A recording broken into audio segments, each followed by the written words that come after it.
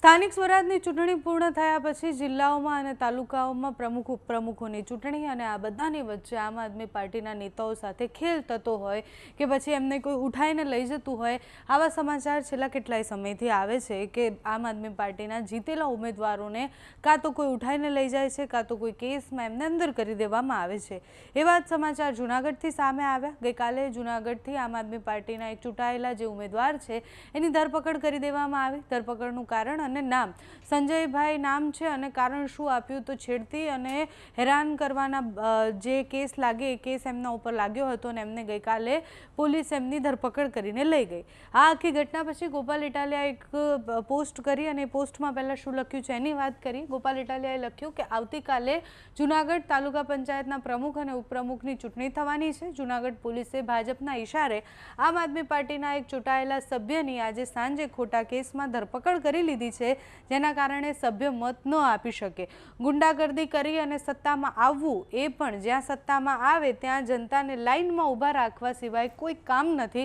આ પોસ્ટ ગોપાલ ઇટાલિયા દ્વારા કરવામાં આવી છે।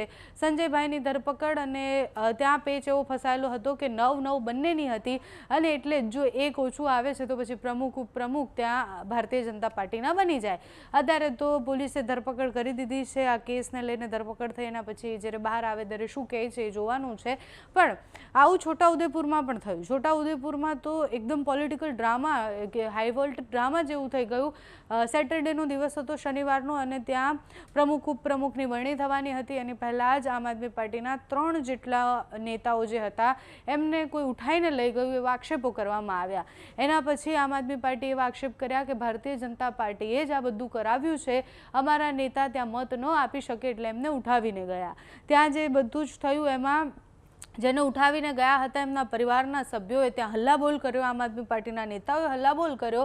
એના પછી 3 ઉમેદવાર જ્યારે મળ્યા ત્યારે એમની વાત જે હતી એમનું એવું કહેવું હતું કે અમને ઉઠાવી ગયા, અમારી સાથે ટોર્ચર કર્યું છે। આ બધાને લઈને આવેદનપત્ર આપવાની શરૂઆત થઈ। એટલે કે છોટાઉદેપુરમાં રાધિકા રાઠવાએ આવેદનપત્ર આપીને એવું કહ્યું કે અમને ન્યાય જોઈએ છે। આ વિષય પર આવી રીતના કોઈ ગુંડાગર્દી કરે કેવી રીતના ચાલે। ભારતીય જનતા પાર્ટીના નેતાના વિડીયો પણ વાયરલ થયા કે જેમાં એ બંદૂક લઈને અને છરી લઈને ફરતા હોય છે અને પછી રાધિકા રાઠવાએ એવા આક્ષેપ કર્યા કે આ ખુલ્લેઆમ દાદાગીરી અને લુખાગીરી કરે છે, લોકોને કોઈ કેમ રોકતું નથી। એવું બતાવવા માંગે છે કે તમે જીતો ન જીતો બધું જ બરાબર છે, અહીંયા તો રાજ અમારું જ ચાલશે। આ બધા સામે પોલીસે કાર્યવાહી કરવી જોઈએ એ વાત ગઈકાલે થઈ।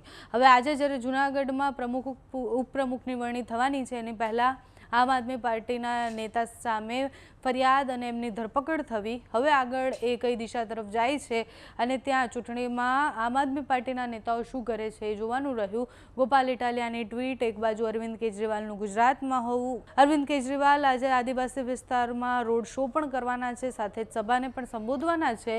અત્યારે આમ આદમી પાર્ટી એ ચારે બાજુથી લેવું કહેવાય કે સ્થાનિક સ્વરાજની ચૂંટણી પછી જેવું પરિણામ આવ્યું અત્યારે બહુ જ બધી ચર્ચામાં પણ છે। આગળ જતાં આ કેસમાં શું થાય છે જોવાનું રહ્યું। તમારું આ વિષય પર શું માનવું છે અમને કમેન્ટ્સમાં જણાવજો। અત્યારે આ વિડીયોમાં બસ આટલું। જો તમે અમને યુટ્યુબ પર જોઈ રહ્યા હોય તો સબસ્ક્રાઈબ કરજો, ફેસબુક પર જોઈ રહ્યા હોય તો ફોલો કરજો, અમારા વિડીયોને લાઇક અને શેર કરજો।